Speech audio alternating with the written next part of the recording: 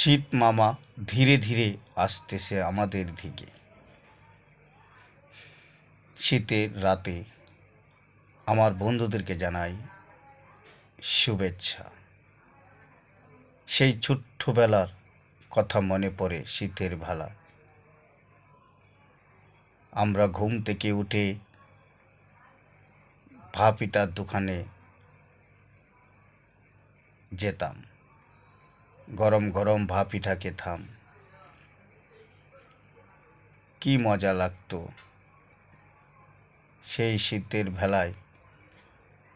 আমরা বিকালে